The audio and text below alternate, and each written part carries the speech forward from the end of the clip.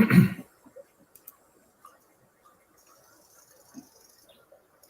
right, let's start off by saying Barakatah Yahweh, Bahashem Yahushai, Bahashem Racha Kodash. Right, welcome to another live lesson. The name of this one is basically various topics dated 9/11/2024, the hopeful year of Jacob's trouble. And, I was just going to speak on a few things that I've been thinking about. One of them is a video I was watching earlier, which I'm going to get to Lord's will. I put it in the description box so you can go and watch it for yourself. I'm not going to play it. And it just shows you how, even though Jake and this society may be somewhat successful, they are still ignorant of the Most High's righteousness. And, they question a lot of things that are in the scriptures, but they're ignorant of and don't understand why they're going through the things that they're going through, and then when you try to explain it to them, they don't really want to hear it. They'll say, oh, you're just making excuses, or you just blaming it on a race of people when they're complaining about the same exact things, but it's neither here nor there. But before we get into that, I just want to just a reminder that tonight is the Day of Atonement. So wherever you're at in the world, just check sundown times in your area, and then once the sun goes down, no food, no water, nothing to eat, nothing to drink, including milk and cookies. All right, that's an inside joke.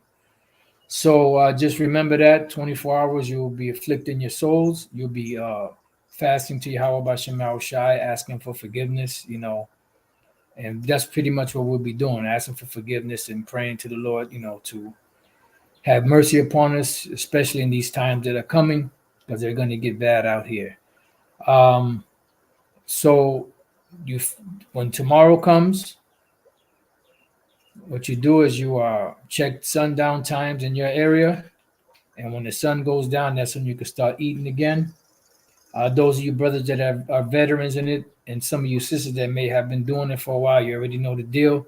But those of you newer members that are doing it this year, maybe for the first time, when the sun goes down tomorrow, which is the September 12th, don't just shovel a whole bunch of food down your throat.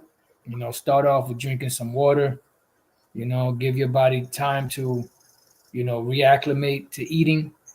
Maybe have some fruit, some watermelon or something like that to kind of hydrate your system before you go shoveling food down your throat.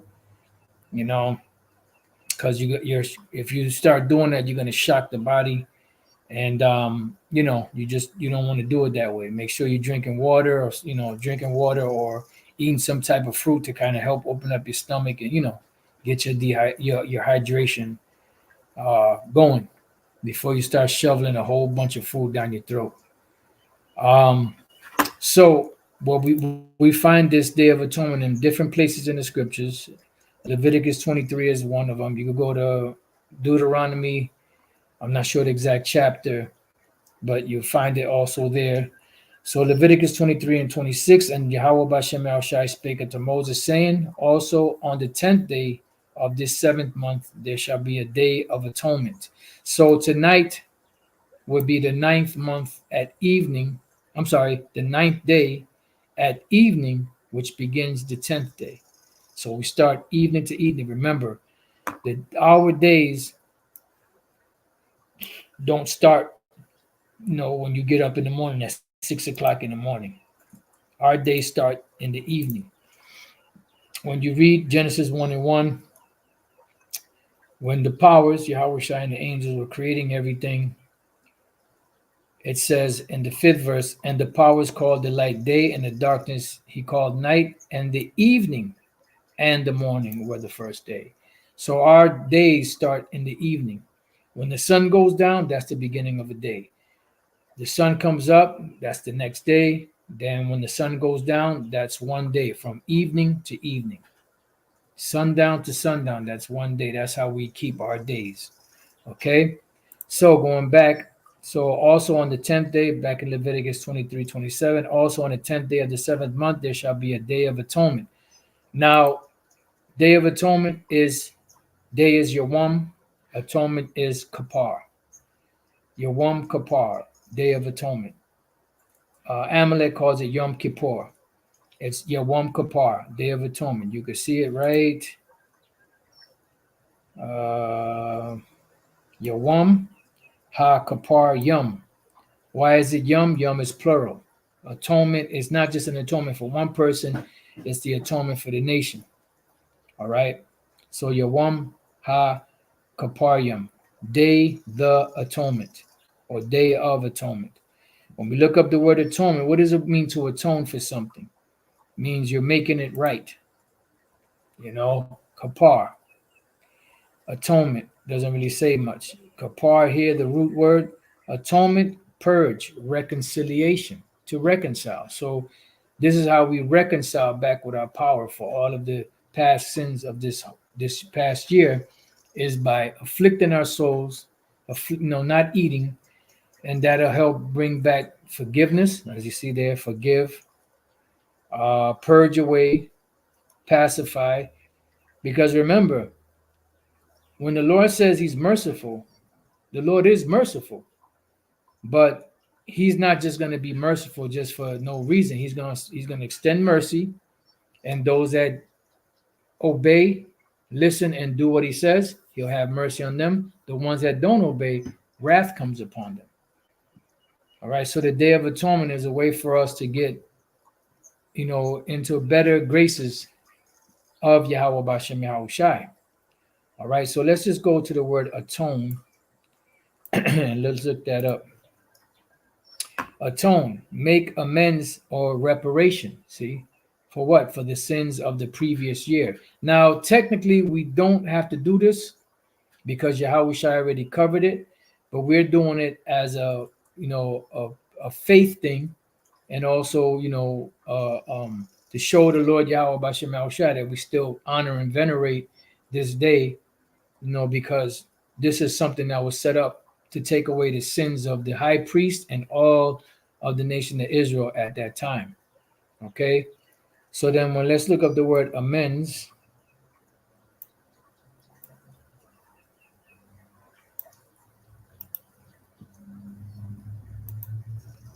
Right.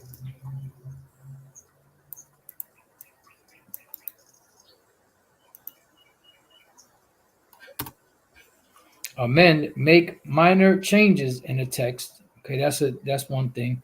Modify formally as a legal document. That's another one. Make better, improve. See, so when we amend, we making better or improving or making it right with Yahweh Bashem Yahushai. Okay, so let's go back. So on the 10th day of the 7th month, the 10th day of the 7th month, it's going to be a day of atonement. It shall be in holy convocation unto you, and you shall afflict your souls and offer an offering made by fire unto Yahweh Bashem Yahushai, which obviously we don't do that anymore because Yahweh already covered that sacrifice. Okay? It says, and you shall do no work in that same day because it's a Sabbath, it's a high holy day. It's a very solemn day. If you can get it off your job, then you can, especially those of you brothers that really work those strenuous jobs.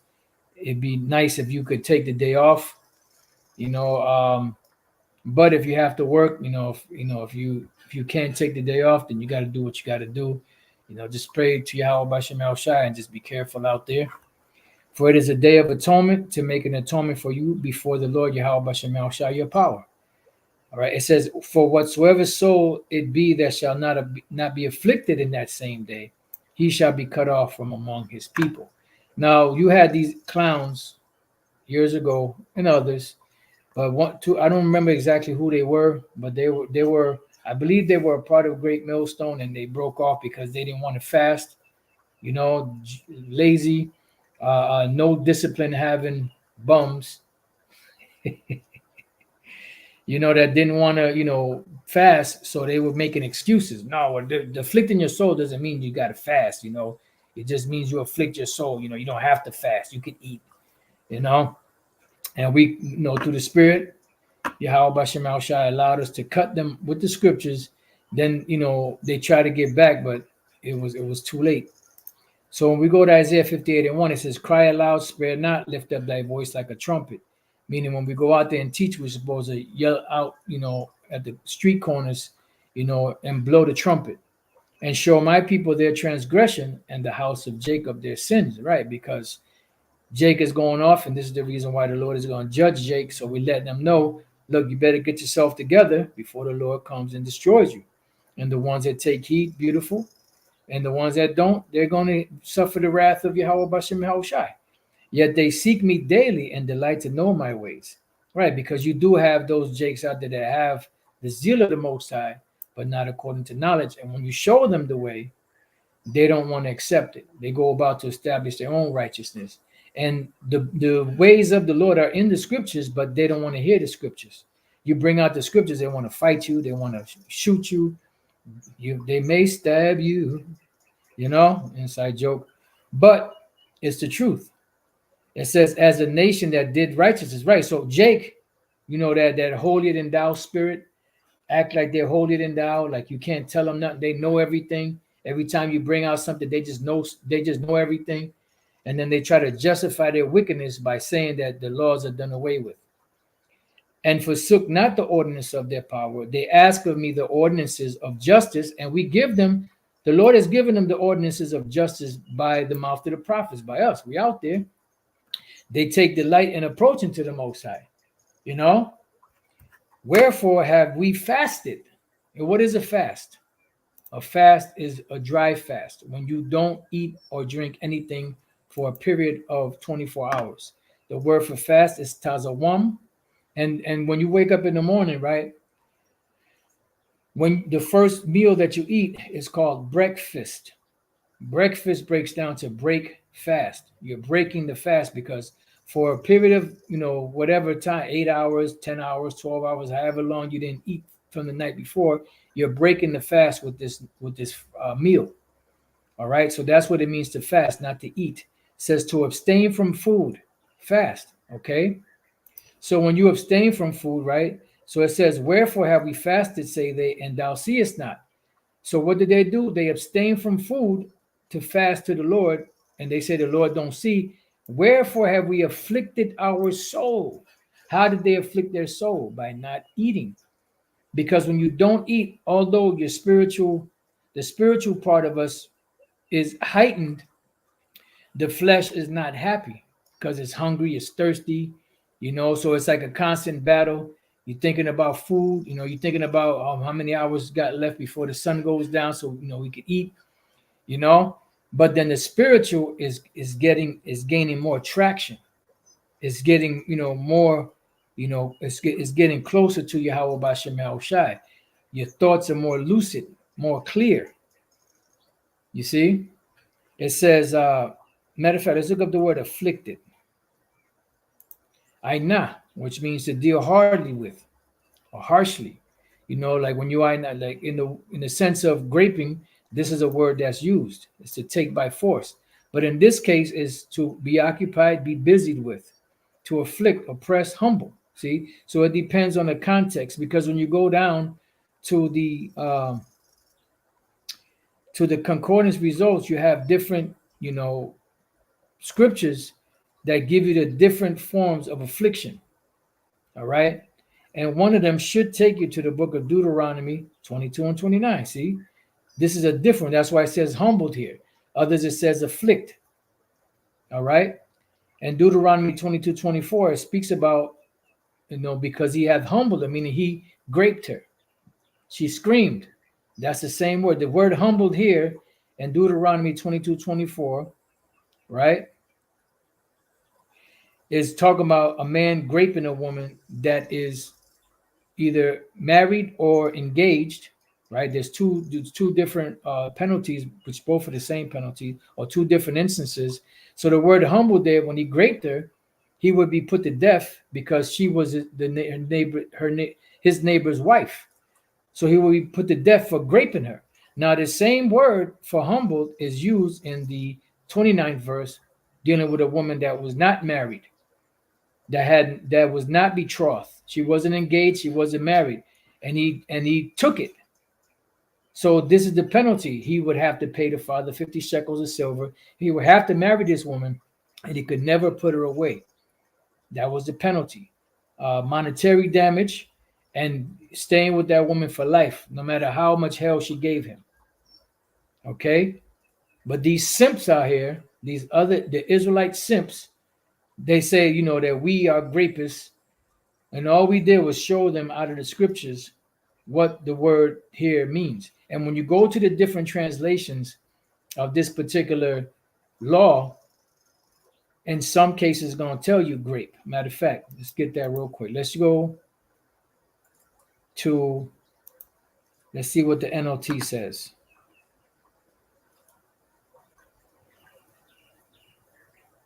Okay, this one says he violated another man's wife, which is grape. Violated. For help. Violated. Violated. That one keeps using the word violated, which means to grape.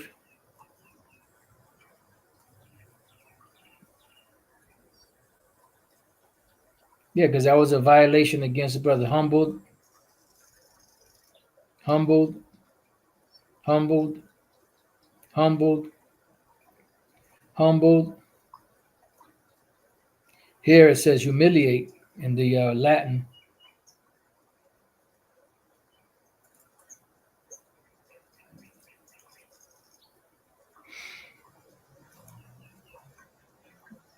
Humbled. Humiliate in the Spanish. Humiliate again in the Spanish. This one says shame. He put it to shame.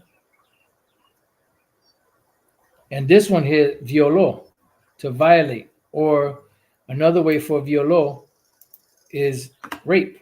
Grape. See? Violó. He graped. You see?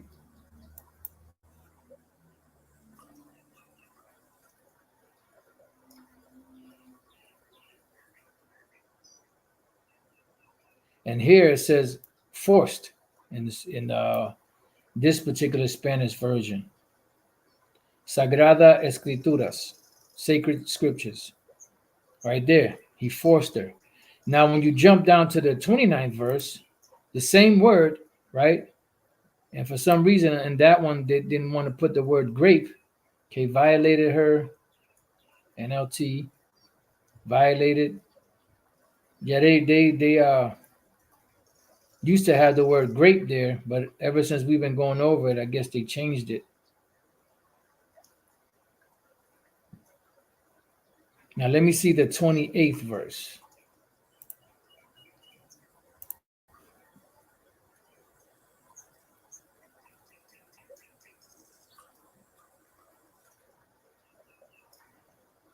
Right, here we go. NIV. If a man happens to meet a virgin who is not pledged to be married and grapes her, and they are discovered. See?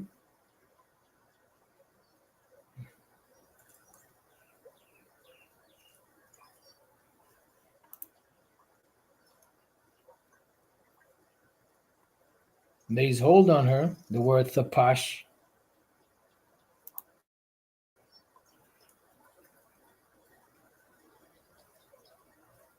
Right, to arrest. Arrest, when the cops arrest you, they pretty much are graping you because they're holding you against your will.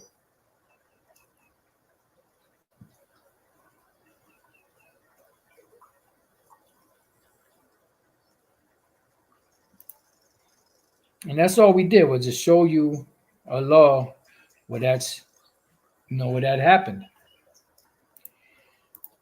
But these Israelite simps, they think too highly of these women. All right, so let's go back. So,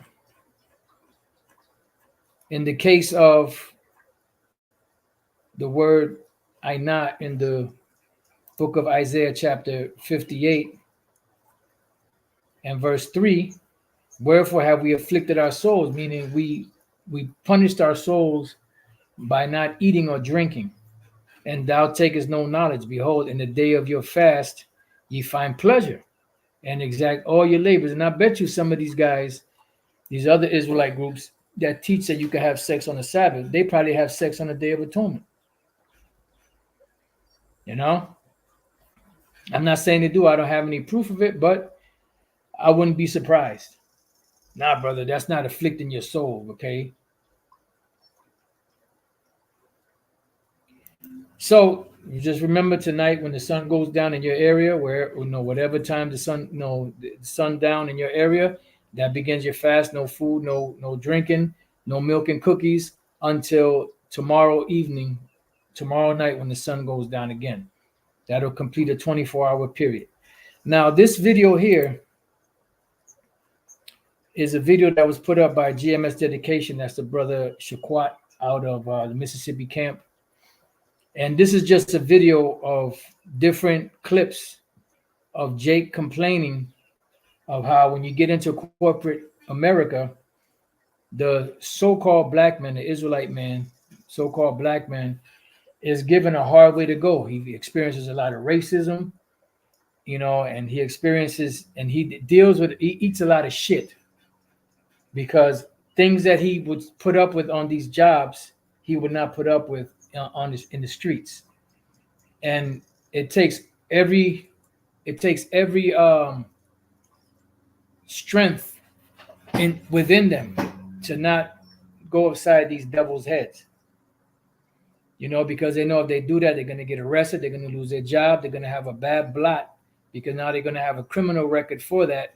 And when they'll try to find another job, even though they're skilled, they'll see his record and they say, no, we can't hire this guy. This guy is volatile.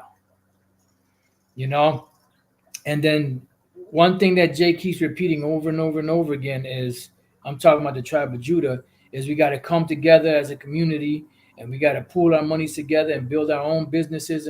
And it's like, Jake, they don't get it. They don't get it. How many times has that been done? Now you got these Jakes in the so-called, black conscious community. You have individuals like Tariq Nasheed and others of that ilk that are promoting opening businesses and pooling the money together of so-called blacks, right? Which are really the tribe of Judah, which they are Israelites. And it's like these individuals that are well studied on certain issues and understand the different communities in America that were strictly governed, by so-called black people, Israelites, tribe of Judah, right? Know how they thrived. They had their own communities. They did business among each other. They pooled their monies together, built up their infrastructure, built up their neighborhoods to no avail. They prospered for a while. Then Esau came in there and destroyed them. And it's like no matter how many times they read about these things, they're still trying to do the same thing. Insanity, the definition of insanity is doing the same thing over and over again and expecting a different outcome. You see? Just like these individuals that I was watching another video earlier, brothers, a couple of brothers speaking about the debate last night. I didn't really watch it. I'm not, I really didn't watch it. But brothers was, talking about how you had Trump and Camel Toe out there spewing their bullshit, and people, when Jake backs somebody, they have no clue as to what they're backing them for. Their backing of someone is superficial, or because they're black, or because they're a woman, or because they said such and such, which I thought was cool, or they spoke with a slang, or they spoke with a certain accent. It's never anything of any real value. And you're going to vote for someone that doesn't give a shit about you. First of all, they're not your people. And second of all, they'll tell you stuff and promise you things, but they'll never deliver. And how many times have, politicians, presidential candidates promise people some up and coming mayors or senators or congressmen or whatever of Jake or anybody promised Jake that they were going to change their life and didn't change shit. Yeah, Black Wall Street was one example in Tulsa, Oklahoma. They burned it to the ground. Rosewood, Seneca Village in New York, and others. I believe there's a city underneath what they call Lake Lanier, which I believe, Lake Lanier was a man-made lake, if I'm not mistaken, that was used to cover the area that Jake was thriving in, that community that Jake was thriving in. Deuteronomy 17:14, when thou art come unto the land which the Lord thy power giveth thee, and shall possess it, and shall dwell therein, and shall say, I will set a king over me. What is a king? A ruler, right? In the case of these presidents, these are rulers. Like as all the nations that are about me, because that's what Jake did, they copycat, they were copycats of the nations. Thou shalt in any wise set him king over thee. So you want to set a leader over you? All right, go ahead. But he says, whom the Lord thy power, Yahweh shall choose. And the Lord is not going to choose someone that is going to just go about doing straight up establishing wickedness. He's not going to want a corrupt individual like that to govern his people. My brother said the debate was trash. It says, one from among what? Thy brethren shalt thou set king over thee. First of all, Barack Obama was not of our brethren. Kamala Harris is not of our sisterin. Trump is not of our brethren. But you have Jake, ninjas for Trump. You have Jake that's going to vote for Trump. Thou mayest not set a stranger over thee, which is not thy brother. So that's the bottom line. You're not supposed to set up anybody over you that's of another nation. And when you look at these politicians, pretty much their plans and their promises are empty. Because if their plans and their promises do not fall in line with the plans and promises of the international banking families who are running things behind the scenes, they're not going to accomplish that. Ooh, damn, the water, bro. Brother QI came through in the clutch.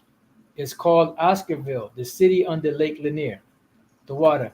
And what city is that, or what state is that? City, state? Because I never looked it up myself. I've heard, Lake Lanier spoken many times. I've heard the name. I've heard, the history on it, but I haven't really delved into it. Which, Lord's will, I'm going to look into it some more so I can get more facts on it. All right. So you're not supposed to set up these nations over you. And as far as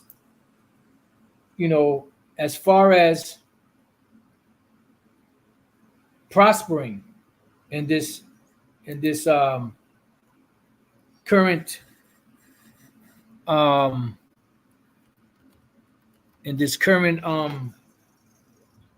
society,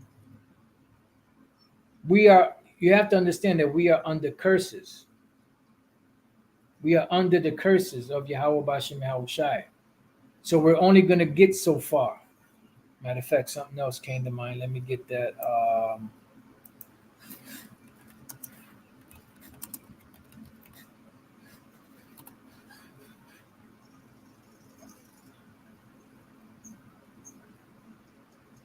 All right. Now, I don't know if this is the same one.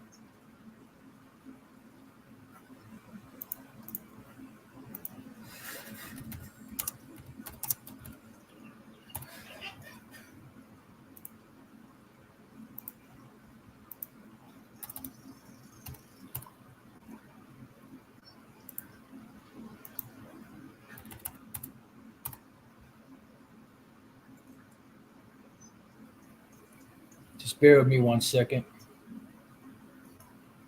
That's verse 9.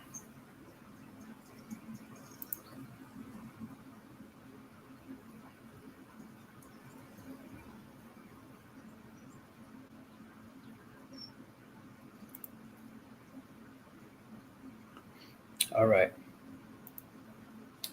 It's in Georgia, Beaufort, Georgia. The water, bro. The water. Yeah, I got to look into that. I wasn't sure exactly where it was at. All right. So now here, Deuteronomy 28:29, and thou shalt grope at noonday. Matter of fact, let me click on that. Let me X out of that. And let me go back to the 15th verse. Now, the shortest verses in here, from the first verse to the 14th verse, are the blessings that will come upon us if we Lake Lanier, located in the foothills of Georgia, Blue Ridge Mountains, just north of Atlanta, Georgia. All right, cool. And that's heavy because Atlanta now is a prosperous city pretty much. All right, so it says Deuteronomy 28:15, but the 15th verse all the way down to the end are the curses, which is a lot longer. It says, but it shall come to pass if thou wilt not hearken unto the voice of the Lord thy power. And the thing is, you tell Jake these things, but they don't want to hear. All right, okay, so it's in Gwinnett County. All right, getting all kind of info. Matter of fact, just hold on for 1 second.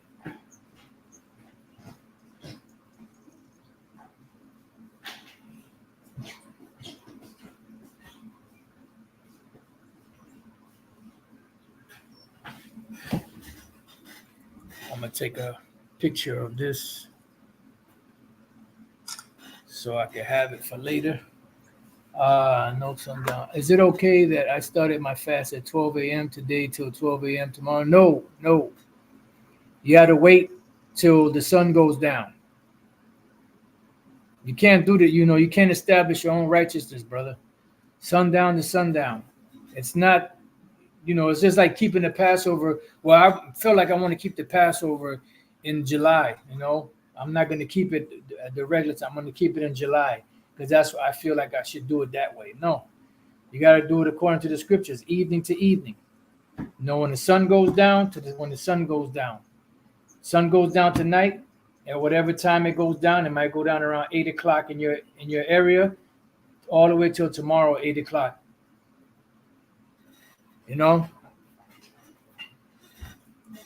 So Deuteronomy 28:15, but it shall come to pass if thou wilt not hearken unto the voice of the Lord thy power to observe to do all his commandments and his statutes which I command thee this day, that all these curses shall come upon thee and overtake thee. And it meant just that. All these curses came upon us and overtook us. Now, some empires, all of these curses fell on us. Some empires, some of the curses fell on us. Nevertheless, the curses are there. And they're going to be there until the Lord Yahweh Bashem Yahushua delivers us from this, present captivity. All right. So it says, it shall come upon thee and overtake thee, meaning no matter where we go, them curses are going to be there. Because, you hear, Jake, man, I'm doing bad I'm doing bad in Kentucky. So I'm going to go to Arizona, or I'm going to go to Arkansas, or I'm going to go somewhere else. Everywhere you go, the curses are going to follow you. And that's what Jake doesn't understand. That's why these Jakes here were lamenting. And it's really the men. Because out of all the Israelites, out of all the tribes, the so-called black man, the Judite man, is the one that's getting it the worst. He's catching fucking hell. And I can sympathize with what they're saying, but the thing is, we're under the curses, and that's what Jake doesn't want to hear. They don't want to hear that we're under the curses. See, if they were susceptible to hearing it, if the Spirit of the Lord opened up their mind and their ears to hear it, they would know, well, yeah, that makes sense, because no matter what we try to do, we're always in a jam. Damn, 11:11 right there. 11:11. See that number a lot. You see? They would be susceptible to hearing it, but they're not, because at the end of the day, they're not part of the elect. So they won't get it. So you got this individual here. You got this individual here, right? I'm not sure if this guy was either reacting to this video or interviewing this guy. I think he was probably just reacting to it. Then you have this individual here, who I believe this individual here said that his wife was a therapist, and she, analyzing certain things for him, so on and so forth. And pretty much the thing that Jake is trying to do. So you know what?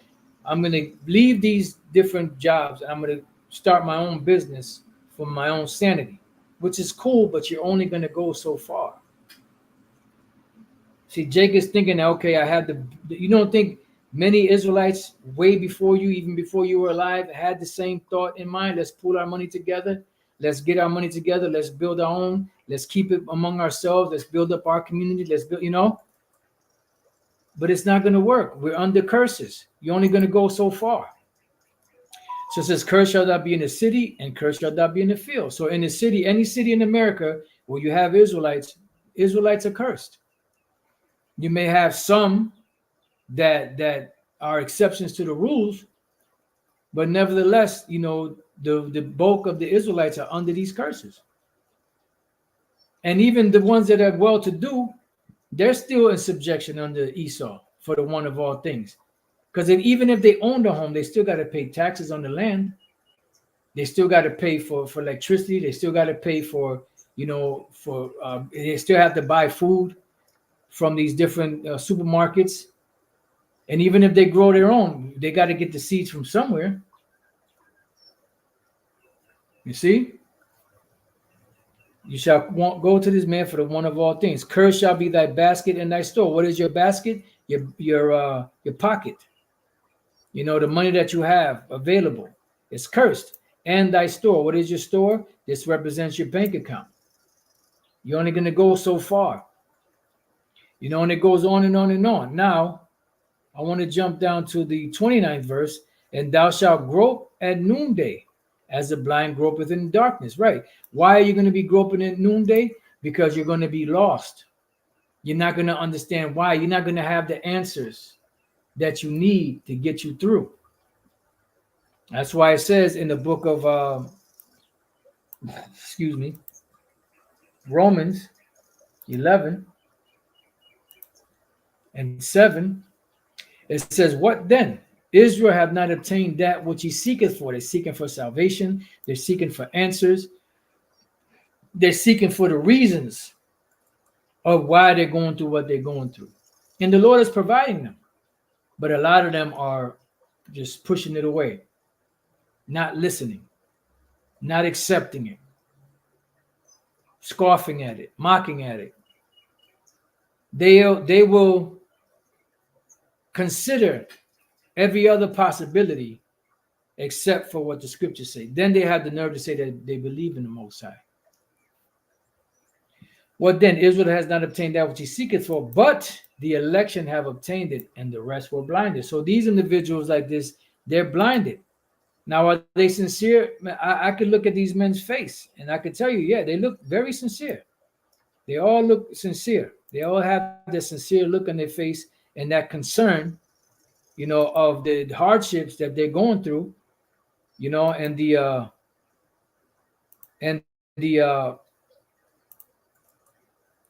woes that they've been subjected to.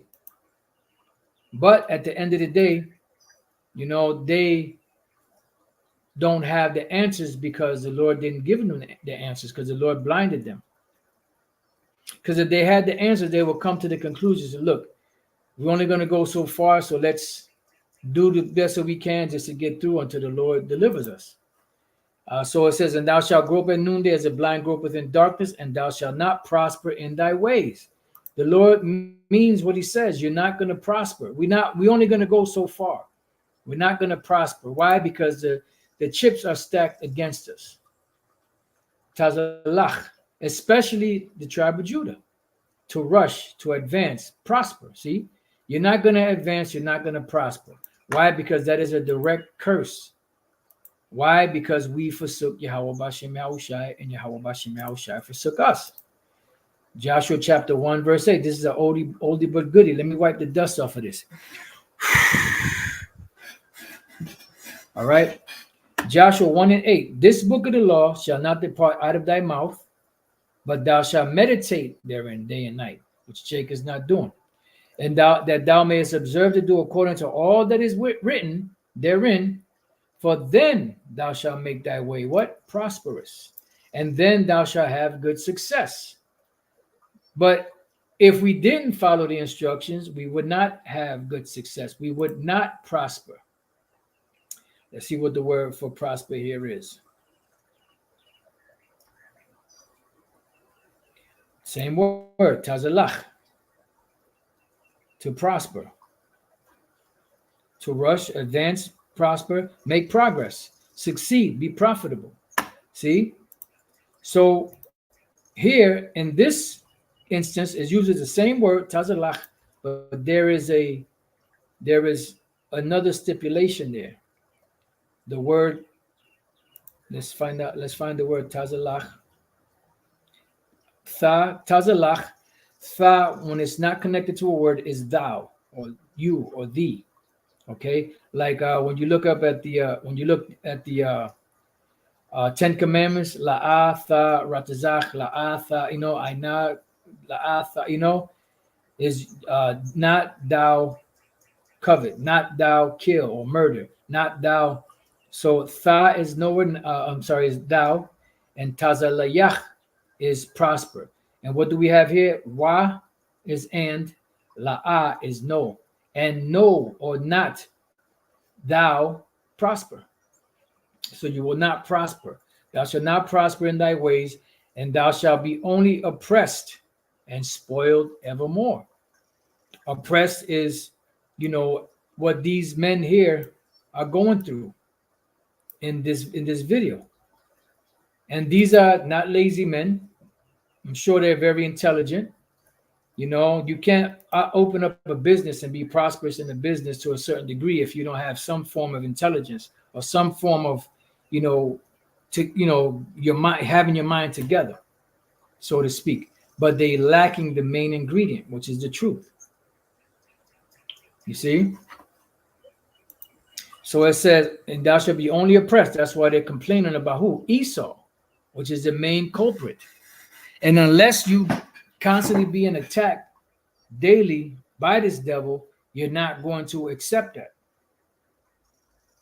Like you have individuals out there that are Jakes or look like Jakes and say that all this stuff, blaming it on the white man, that's just your fault. No, it's not. That's a part of the curse. You shall come to this man for the one of all things. So either one or two things. Either that dude is a Sambo or he's a chocolate-covered Edomite. Because the curse is only applied to the Israelites. Oppressed and spoiled evermore. Spoiled means to be robbed. And no man shall what? Save thee. No man shall buy thee. No man shall help thee. No man shall save thee. So no one is going to be able to help. So it doesn't matter if you find a leader or leaders to come together to build up the community, to build up an infrastructure, a financial infrastructure. Something is going to happen where it's going to fall apart. Matter of fact, let's segue into this. Haggai 1:6. You have sown much and bring in little. See? So you're going to put a whole lot of energy into these businesses, but you're only going to bring in a little. Ye eat, but you have not enough. Ye drink, but you are not filled with drink. Why? Because we are under the curses. Ye clothe you, but there is none warm. And he that earneth wages to put it into a bag with holes. Why? Because we are under the curses. Curse shall be thy basket, and curse shall be thy store. But Jake is trying to get out of it. Now, verse 9 says, you look for much, right? Because if you invest time and energy and money into a project, you're expecting a kickback. You're doing it because eventually you want to be able to retire after a certain period of time. You want to, put all your energy into this project, pool the resources and your monies together into this project so that you can make enough money so that you can retire and kick back for yourself, for your family, for your children, and then more than likely pass on your business savvy and business itself to your children so that they can continue on the legacy. And this is why Jake wants to have generational wealth, but they missed the mark because we are under curses. You look for much, and lo, it came to little. And when you brought it home, I did blow upon it. How? by having situations and problems coming up. This bill came up, or that bill came up, or something unexpected happened, you know, where your home needs this or your home needs that. You know, your car breaks down. You need a new transmission or you need a whole brand new car. Something is going to happen to where the Lord said he would blow upon your prosperousness. I know it's not a word, but you know, it is for today. It's an honorary word, prosperousness. And so it says, I did blow upon it. Why? Saith the Lord Yahweh Shem Yahushua of hosts. Because of mine house that is waste, and you run every man unto his own house. Because as you read up above this in verse 4, is it time for you, O ye, to dwell in your sealed houses, your painted houses, your beautiful houses, and this house lie waste? What house is it talking about? It's talking about the spiritual house right now. Because when Jake was building the temple back then, the city of Jerusalem back then, the physical building, right? It was in building, but it was still in ruins. Walls were broken down. You had men that had to work with an instrument in one hand and with a weapon in another hand to fight off the enemy. So the nation and this building, the spiritual building of Israel, is being built up right now. It isn't fully built up. But you want to live good. You want to live prosperous. Won't you that are rich, for you have received your consolation. See? But that's what Jake wants. Jake wants to live that lavish lifestyle. You know, they want to live the life that they see on TV. You know, Amos 6:1. Woe unto them that are at ease in Zion, and trust in the mountain of Samaria, which are named chief of the nations, to whom the house of Israel came. Verse 3. Ye that put far away the evil day and cause the seed of violence to come near. Because all you're doing is helping build this madness up, you know? Because the people that are coming to you for advice or whatever the case may be, they're coming to you for business advice on how to make money. They ain't coming to you for the answers of why we're in this condition, or why we have to come to that conclusion, or why we have to pull our monies and ourselves together to build up something that we don't have, that we can't achieve being under this man. It says that lie upon beds of ivory, right? Your lavish homes, and stretch themselves upon their couches and eat the lambs out of the flock and the calves out of the midst of the stall, right? Living good. Jake is looking for that living good lifestyle. That chant to the sound of the viol, right? You have your music playing, whatever type of music you like, whether you like the classical music, whether you like, you know, smooth jazz or just hard jazz or hard bop, you know, bebop, you know, whatever, you know, R&B, whatever type of music you like. And invent to themselves instruments of music like David, that drink wine in bowls and anoint themselves with the chief ointments, right? And today you have these very expensive, you know, perfumes or colognes out there that Jake likes to use. You know, when you can make your own shit. But it's a status thing. You know, the brand names. And the more expensive, no matter how ridiculous the style of clothing or whatever is, as long as you have it. Like LL Cool J, they had him on. They were interviewing him, you know, and because he just did a song with, I believe that was Rick Ross and a guy by the name of 38 Special, and they had this song, special something. I forgot the name, and he had these fucking crazy looking jeans that were like bell bottoms at the bottom, you know, and that's like a new style now that he's pushing. He's like mid 50s. He's like 56 years old now.